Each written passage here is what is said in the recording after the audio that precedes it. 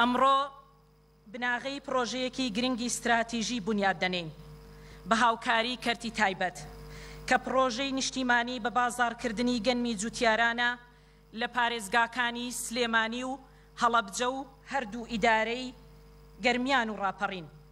ئەم پرۆژەیە هەر لە سەرەتایی دەست بەکاربوونمان لە پێشینەی پلان و کارەکانماندا بووە و خۆشبەختانە بە پشتیوانی هەموو لایەک توانیمان بگەینە قۆناغی کردداری و لە 3 پارێزگای هەرێم 3 کارگەی گەورە و سایلۆی تایبەتمەند دابمەزرێت و ساڵانە 500,000 تەن گەنم وەربگیرێتەوە لە جوتیاران و بە پیشەسازی بکرێت.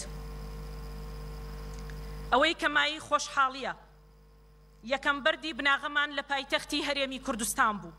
ئەمڕۆژ لە سلێمانی شاری خۆشەویستی هەڵمەت و قوربانی دەست پێ دەکەین.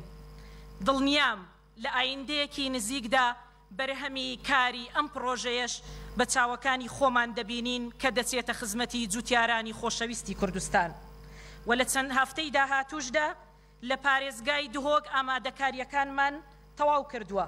بەردی بناغەی پرۆژەکەش لە پارێزگای دهۆکیش دادەنین. لە ئێستادا گرنگی ئەم پرۆژە استراتیژیەی کەرتی کشتوکاڵ لەوەدایە کە ساڵانە جوتیارانمان بە دیار ڕادەستکردنی گەنمەکانیان بە سایلۆکان و دواکەوتنی شایستە داراییەکانیان جیرۆدەن. ئێمەش لە وەزارەتی کشتوکاڵ لە پاڵ هەوڵە بەردەوامەکانمان بۆ پێدانی شایستە داراییەکانی جوتیاران هەوڵی زیادکردنی ڕێژەی وەرگرتنی گەنمی ساڵانە دەدەین و کە هەموو ساڵێک لەلایەن لیژنەیەکەوە لە وەزارەتی کشتوکاڵ لە حکوومەتی ناوەندیەوە بڕیاری لەسەر دەدرێ کە دەمەوێ بڵێم بەداخەوە ئەم ساڵ تاوەکو ئێستا ئەم لیژنەیە بە مەبەستی دیاریکردنی پشکی هەرێمی کوردستان بۆ بڕی وەرگرتنەوەی گەنمی جوتیاران کۆنەبۆتەوە. بەداخەوە ئەم جیاکاری و نایەکسانیە لە وەرگرتنی گەنم تەنها بەرامبەر جوتیارانی هەرێمی کوردستانە و هیچ جۆرە پاساوێکیش نییە بۆ ئەوەی کە تا ئێستا بڕی وەرگرتنەوەی گەنمی جوتیارانی هەرێمی کوردستان دیاری نەکراوە. ئەمە لە کاتێکدا جوتیارانی ناوەڕاست و خواروی عێراق بە ئازادی دەتوانن هەموو بەرهەمەکەیان ڕادەستی سایلۆکان بکەن.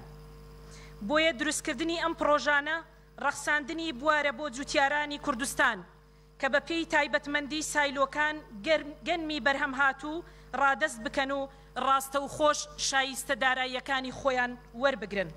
هەر بۆیە ئەم پرۆژەیە فرەڕەهەندە هەم لە ساختکردنەوەی دانەوێڵەی گەنم کە یەکێکە لەو دانەوێڵانەی ساڵانە بە ڕێژەیەکی زۆر بەرهەم دەهێنرێ و هەمیش بە پیشەسازیکردن و خستنە بازاڕی بەرهەمەکان بە کوالیتیەکی بەرز کە ئاسایشی خۆراکی تێدا پارێزراو بێت و لە ڕووی ئابووریشەوە تایبەتمەندی خۆی هەیە بۆ هەرێمی کوردستان.